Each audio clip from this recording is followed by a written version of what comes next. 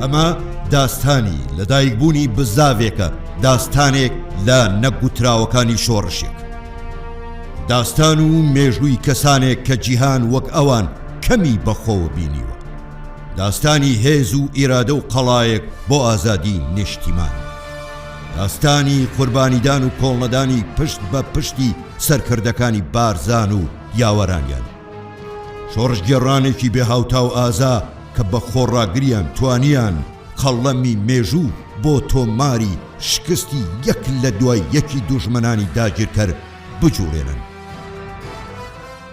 ئەم داستانانە سەفەرێکن بۆ زیاتر ئاشنابوون بە شۆڕش و نەبەردیەکانی بەردەوامی بزاوی بارزان.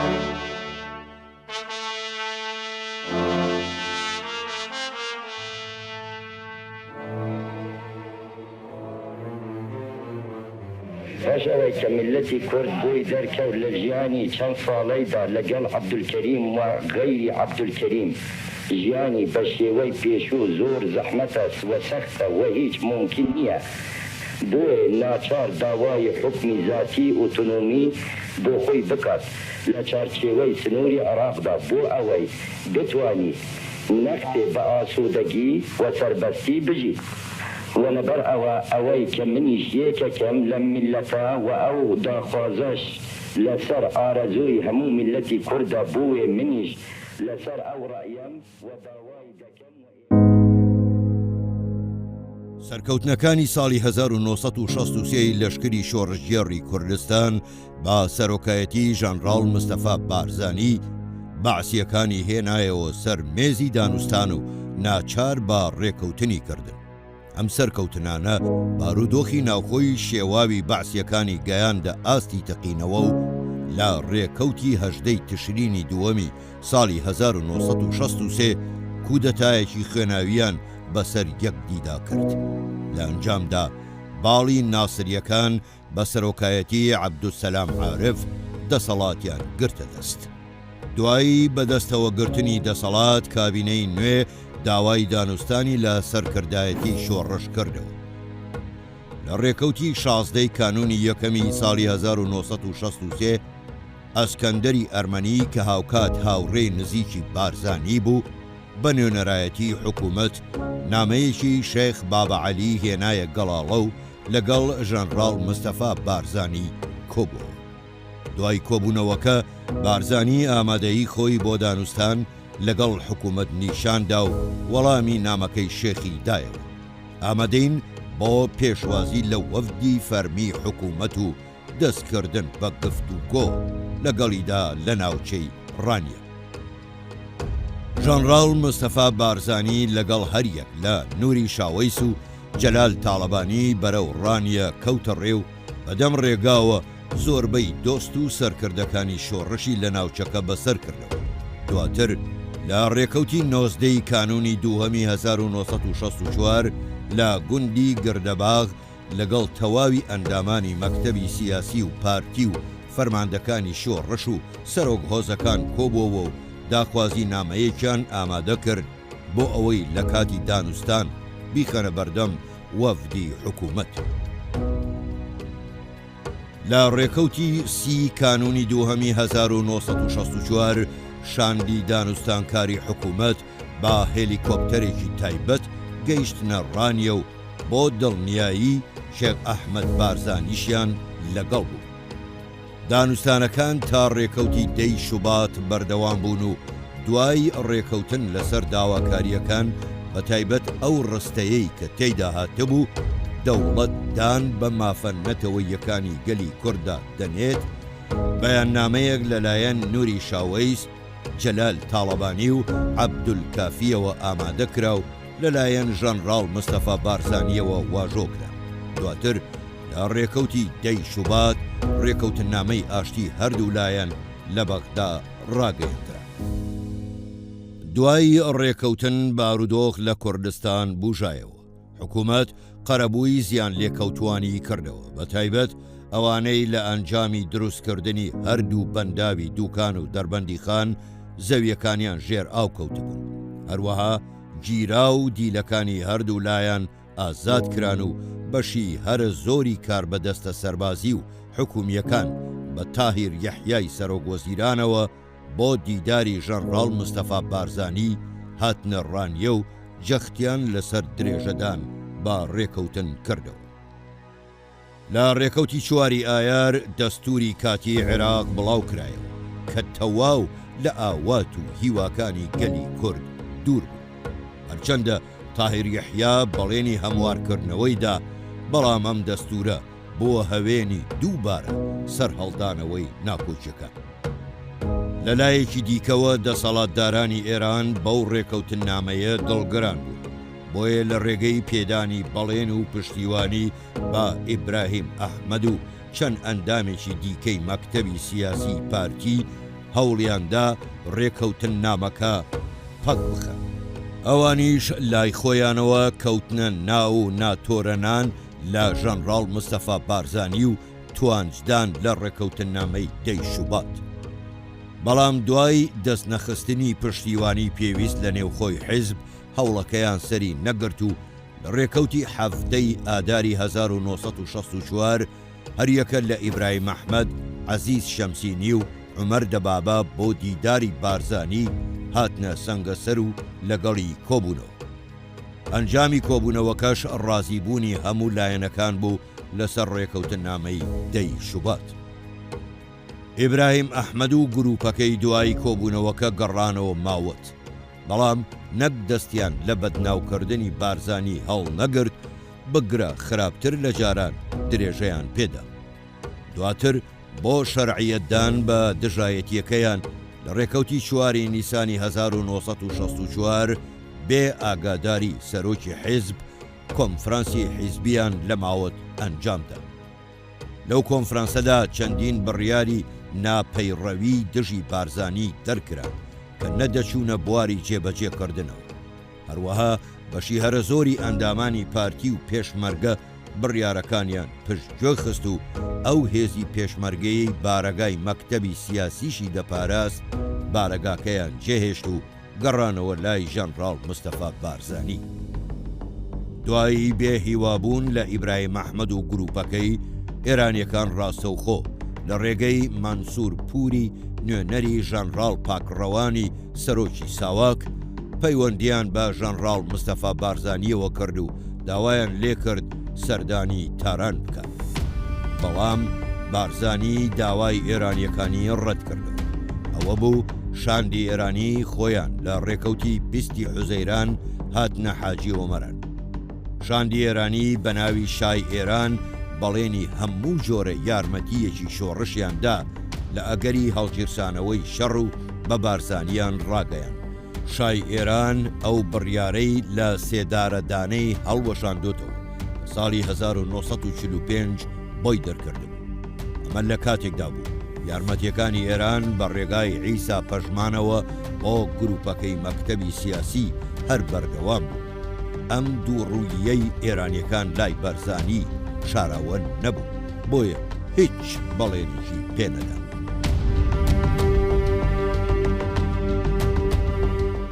لە بەرامبەر ئەو کۆنفرانسەی لە ماوەت کرا بە مەبەستی ڕێکخستنەوەی کاروباری نێوخۆی حیزب، سەرۆک مستەفا بارزانی بڕیاری بەستنی کۆنگرەی شەشەمی پارتیدا و بانگهێشتی ئیبراهیم ئەحمەد و گروپەکەشی کرد بەشداری لە کۆنگرە بکەن، بەڵام ئەوان نەهاتن. کۆنگرە لە ڕێکەوتی 1 تەمموزی 1964 لە قەڵاتسێ بەسترا. دوای هەڵبژاردننی کۆمیتەی ناوەندی نوێ، ئەندامانی دەستوەگەڕی کە دایان بووە پاڵ ئیبراهیم ئەحمەد بە تۆمەتی خیانەت لە پارتی دەرکران. سەرۆک مستەفا بارزانی با سەرۆکی پارتی هەڵبژێردرایەوە و حەبیب محەممەد کەریم کرا بە سکرتێری حیزب.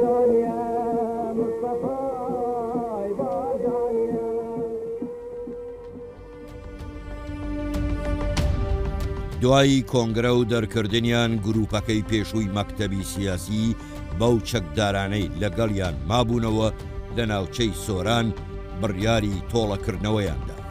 لە بەرامبەردا سەرۆک مستەفا بارزانی لە ڕێکەوتی 12 تەمموزی 1964 هێزێکی بچووکی پێشمەرگەی لە ماوەت ناردە سەریان و دوایی چەند وردە شەڕێک تا ڕێکەوتی 8 تەمموز تەواوی ناوچەکە لە چەکدارە یاخیەکان پاککرایەوە و بە ئیبراهیم ئەحمەدەوە ئاوەدیوی ئێران کرا.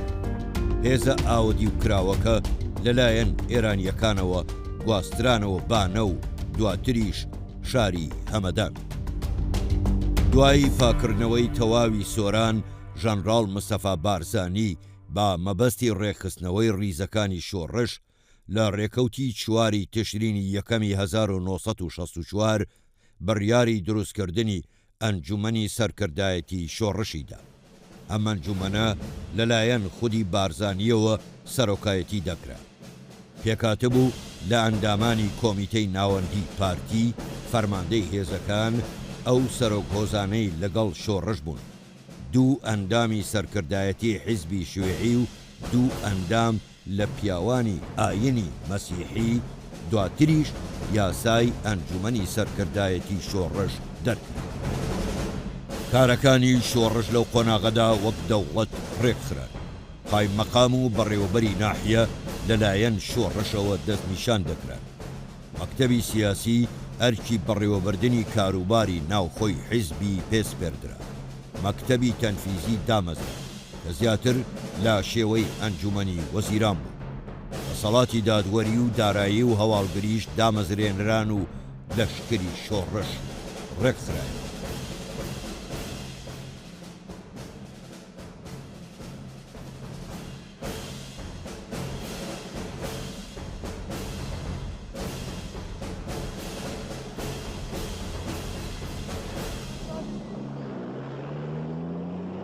ڕێکەوتنامەی ئاشتی تا سەرەتای ساڵی 1965 هەر بەردەوام تا مانگی ئادار شاندی هەردوو لە سەردانی یەکتریان دەکرد.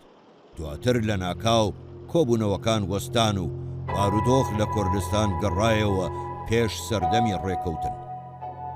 بەعسیەکان خۆیان لە بارودۆخێکی باشدا دەبینیەوە، بۆیە جاڕی شەڕی کوردیاندا. ئێرانیەکانیش کە خۆیان لە دەرفەتێکی وادەگەڕان لەلایەن خۆیانەوە کەوتنە ناردنی چەک و یارمەتی بۆ شۆڕش و سنوورەکانیان بەڕووی شۆڕش گێڕاندا کردەوە.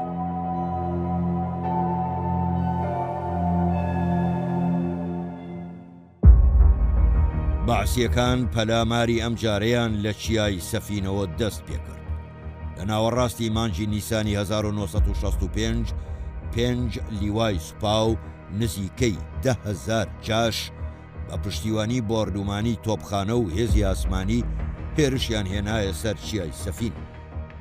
لە بەرامبەردا هێزی پێشمەرگەی شۆڕش بە فەرماندەیی ڕەشید سندی، تایر عەلیوالی و فارس باوە ڕووبەڕوویان وەستانەوە. شەڕ نزیکەی 50 ڕۆژی خایاند. هێزەکانی حکوومەت نەیانتوانی پێشڕەوی بکەن و بە ناچاری هێرشەکەیان وەستان. لەو ماوەیەدا عەبدوسەلام عارف سەردانی شەقڵاوەی کرد و عیسا شاوی فەرماندەی لیوای 4 بەڵێنی پێدا چیای سەفینی بۆ بکاتە دیاری. مام هەژاری شاعریش وەها وەڵامی دایەوە: چیای کورد بۆ دیاری نابێ شاوی، دەمت دەستێنێ گەر بەردم بجاوی، نەخورمایە و نەوشترخانە کێوم، وڵاتم کوردەواری و کوردە نێوم، ئەگەر نام ناسی بڕوانە لە مێژوو، بزانە و فێر بە کورد چۆنە و چلۆن بوو، لە پێشتۆ گەژنەفۆن ڕووی کردە خاکم، وەکو داڵاش ئەسوڕا بۆ کەلاکم، گەلێک تەیمور و چەنگیز و هەلاکۆ، لە دەشتم تێپەڕین وەک وشتری تۆ، گەلێک پێخواسی بێ دەرپێی ڕەش و ڕوود، بەنانم سەردەمێکی چاوی فشکو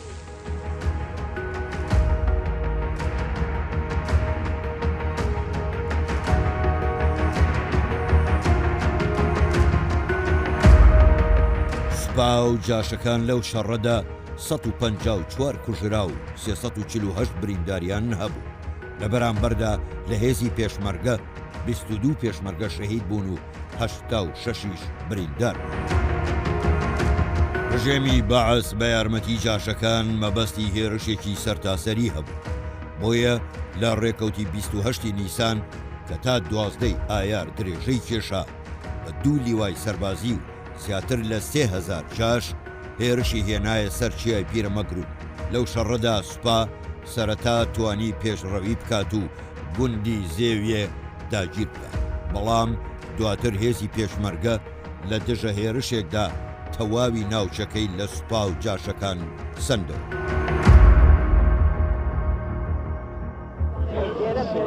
ئەوە پێمان ناکەین کەسی بێنەوەدا ئێرە پێویستی بە هیچ کەسێ نییە. کەرکوک پێویستی بە قووەتە، سنجار پێویستی بە قووەتە، قانقین پێویستی بە قووەتە. لە ڕێکەوتی 4 حوزەیران 4 لیوای سوپا بە یارمەتی جاش و فڕۆکە لە کەرکووکەوە هێرشیان هێنایە سەر ناوچەی قەرەداخ. سەرەتا توانی پێشڕەوی بکات و هێزەکانی پێشمەرگە تا ناوچەی پێنجوێن پاشەکشێ پێ بکات. لەو نێوانەدا هێزێکی پێشمەرگە بە فەرماندەیی حەمید بەرواری کە ئامادە نەبوو ناوچەکە چۆڵ بکات خۆیان لە چیای قەرەداخ قایم کرد و لەوێ بەرەیەکی نوێی شەڕیان کردەوە و لە ماوەیەکی کەمدا ژمارەیەکی زۆری پێشمەرگەی دیکەش پەیوەندیان پێوە کرد. هێزەکە لە یەکەم هێرشدا توانیان فەوجێکی سەربازی بە تەواوەتی لە نێو ببن.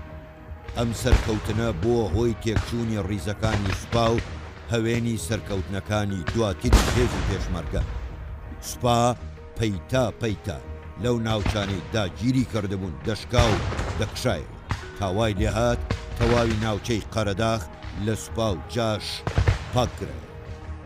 هەر لەو ماوەیەدا سوپا و جاشەکان لە ڕێکەوتی 25 حوزەیرانەوە تا کۆتایی پاییز لە ناوچەکانی ئەزمەڕ، چوارتا، زینەتێر، بەنی هەریر و چەندین ناوچەی دیکەش تووشی شکست بوون و بە درێژایی ساڵی 1965 سەرکەوتنێکی ئەوتۆیان بەدەست نەهێنا.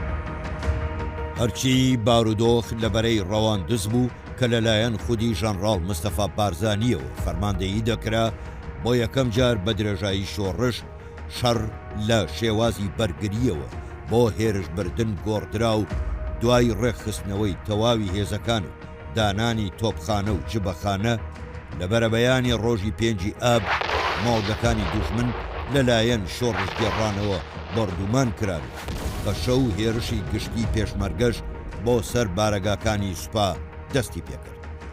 لەو هێرشەدا هێزی پێشمەرگەی شۆڕش توانیان زۆربەی چیای کۆڕەک، بەشێکی زۆری دیانە، گەروی عومەراغا و چەند ناوچەیەکی دیکە ئازاد بکەن. لەلایەن هێزی پێشمەرگەی شۆڕشەوە قوربانی زۆر بۆ ئەم سەرکەوتنانە درا، بۆیە بۆ بەرگریکردن لێی هێڵێکی بەرگری پتە و دانرا.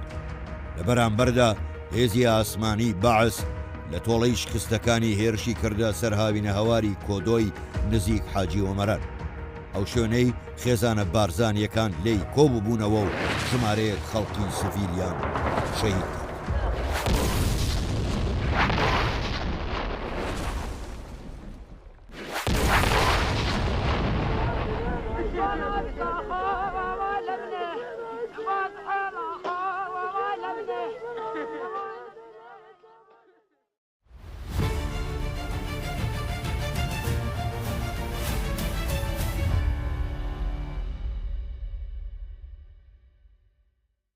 لەو ماوەیەی هێزەکانی پێشمەرگە لەبەرەی ڕەواندز خەریکی شەڕی بەرگری بوون، هێزەکانی حکوومەت لە کێوەڕەش بەسەر هێزەکانی پێشمەرگەدا سەرکەوتن و لە ناوچەکە پێشڕەویان کرد.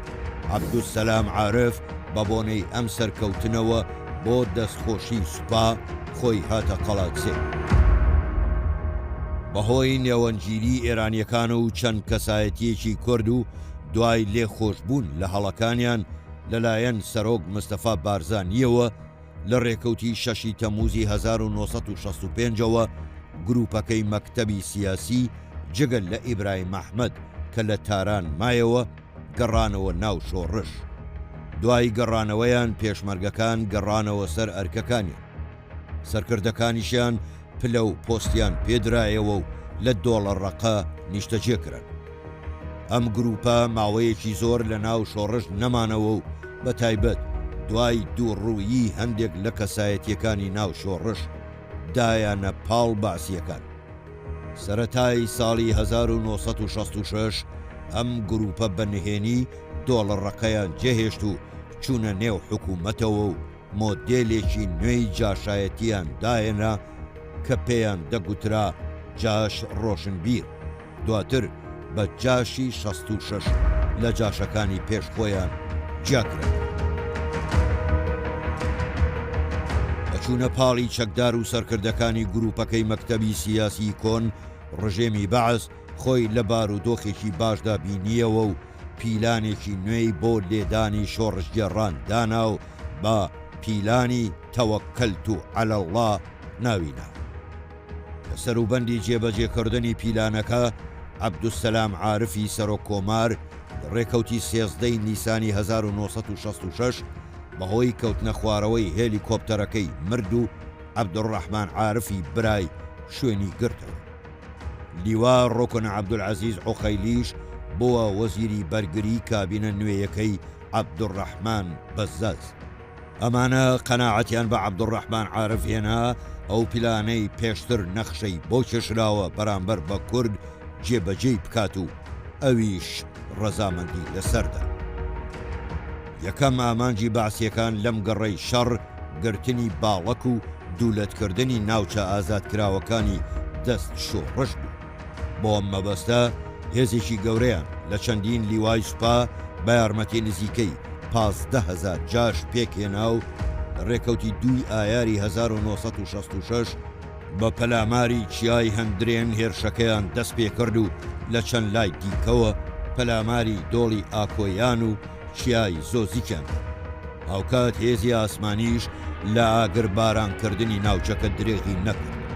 دوای چەندین شکست سەرنجام هێزی دوژمن توانیان پێشڕەویەکانیان دەست پێ بکەن، دەست بەسەر لووتکەی هەندرێندا بگرن و چیای زۆزک دەرگەڵە و بەرسرین داگیر بکەن.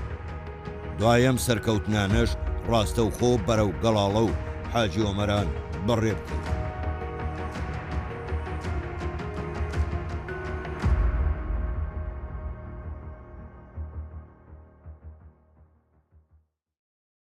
ژەنڕاڵ مستەفا بارزانی کاتێک بارودۆخەکەی بەم شێوەیە بینی فەرمانی بە ئیدریس بارزانی کرد فەرماندەیی شەڕ لەو بەرەیە بگرێتە ئەستۆ و دۆخەکە چارەسەر بکات.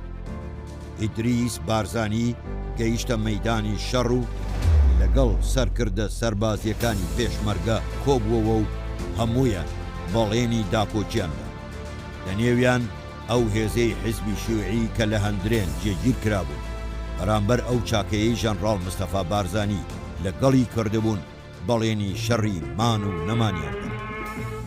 لە ڕێکەوتی 6 ئایار هێزی پێشمەرگەی شۆڕش لە زۆزک و گەروی عومەراغا شەڕی بەرگری دەست پێکرد. خۆی لاسەنجی هێز بەلای حکوومەتەوە چەند یەکەیەکی دیکەی هێزی پێشمەرگەش ناوچەکانی خۆیان جێهێشت و بەهانای هێڵی بەرگری زۆزکەوە هاتن. لەوانە هێزی ماموس و دزەیی لە پشدەر، 2 بەتالیۆن لە هێزی دەشتی هەولێر بە فەرماندەیی عەریف عوسمان و حەسەن عەلی، بەتالیۆنی مستەفا حاجی ئەمین لە هێزی سەفین، هێزێک لە لەشکری یەک بە فەرماندەیی فارس کۆرەمارکی و چەند هێزێکی دیکە.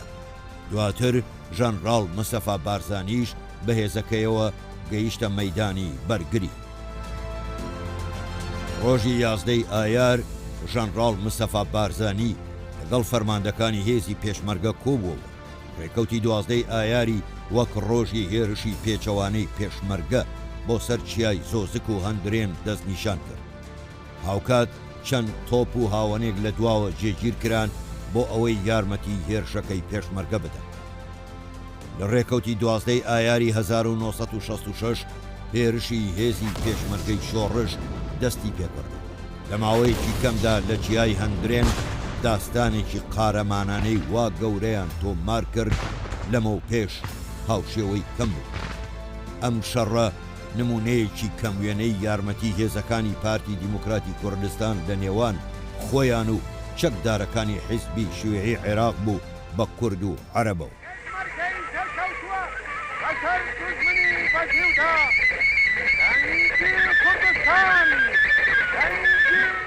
لەم شەڕەدا دوو لیوای دوژمن بە تایبەت لیوای چواری چیایی بە تەواوەتی لە نێوبران دوژمن زیاتر لە 400 کوژرا و 600 برینداری هەبوو. ئەمە جگەل لە دەستکەوتی زۆر و زەبەندی سەربازی و دیلی شەڕ. لە نێو کوژراوەکاندا چەندین فەرماندە و پلەداری سەربازی دەبێنران. لە هێزی پێشمەرگەش 4 پێشمەرگە گیانیان بە ئازادی نیشتیمان بەخشی. ئەم شەڕە شکستەکانی دواتری دوژمنی بەدواداهات، تاوای لێهات داوای دەستپێکردنەوەی دانوستانیان لە شۆڕش کرد. لەو ماوەیەدا جاشە نوێیەکان کە لەلایەن حکوومەتەوە پڕچەک کرابوون چۆڵی ناوچەکانی قەرەداخ و پشدەریان بە هەلزانی و چەندین تاوانی کوشت و بڕیان دژی نیشتیمان پەروەران و ئەندام و فەرماندەکانی پارتی دیموکراتی کوردستان ئەنجامدا. دوای سەرکەوتنی هێزی پێشمەرگە لە شەڕی زۆزگ و هەندورێن گەڕانەوەی هێزەکانی شۆڕش بۆ ناوچەکانیان تا مانجی حوزەیرانی ساڵی 1966 تەواوی ئەم ناوچانە جارێکی دیکە لە جاشەکان پاک کرایەوە و حکوومەت ناچار کرا بارەگایان لە بەکرەجۆ و کەلار بۆ بکاتەوە. سەرکەوتنەکانی هێزی پێشمەرگەی شۆڕش جارێکی دیکە حکوومەتیان ناچار بە گفتوگۆ کردەوە و دوای چەندین گەڕی دانوستان لە ڕێکەوتی 29 حوزەیرانی 1966 بەیان نامەی ئاشتی لە بەغداوە ڕاگەیەندرا و حکوومەت شەڕی وەستان. بەڵام لە یارمەتیدانی جاشە نوێیەکان هەر بەردەوام بوون و ئەوانیش لەلایەن خۆیانەوە لە هیچ تاوان و خراپەکاریەک بەرامبەر بە شۆڕش درێغیان نەدەکرد.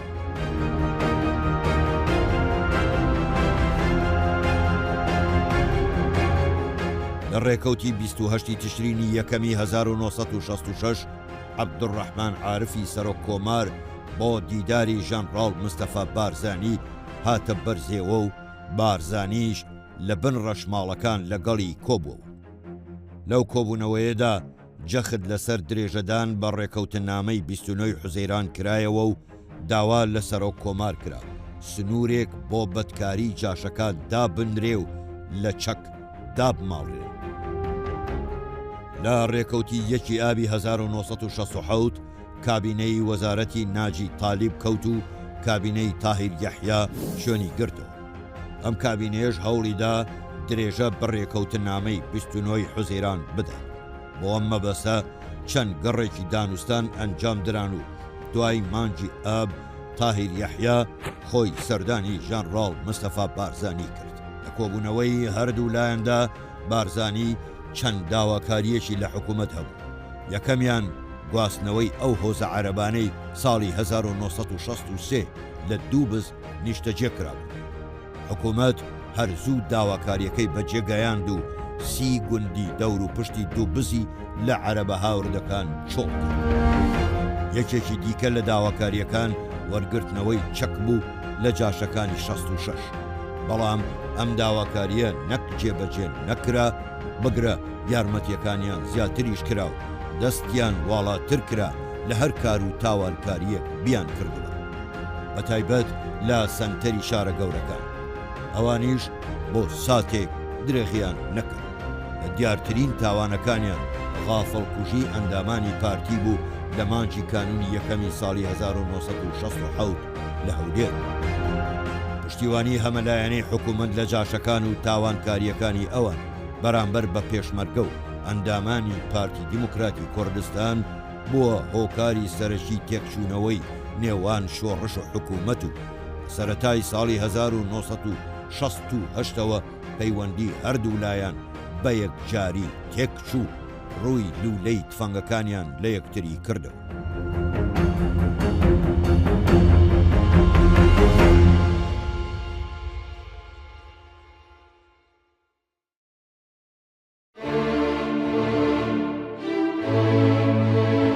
ڕێکەوتی 15 نیسانی 1968 شەڕ لە دەشتی هەولێر هەڵگیرسایە. حکوومەت لەو گەڕەی شەڕدا کەمتر سوودی لە سوپا وەردەگرت و مەیدانەکانی شەڕی دابەشی سەر جاشی کۆن و نوێ کرد. بە پێدانی چەک و دەسەڵاتی ڕاها شەڕی شۆڕشی پێدەکرد. ئەم بارودۆخە بەبێ ئەوەی حکوومەت هیچ سەرکەوتنێک بەدەست بهێنێت بەردەوام بوو تا ئەنجامدانی کودەتای 17 تەمموزی 1968 نێوخۆی باسیەکان.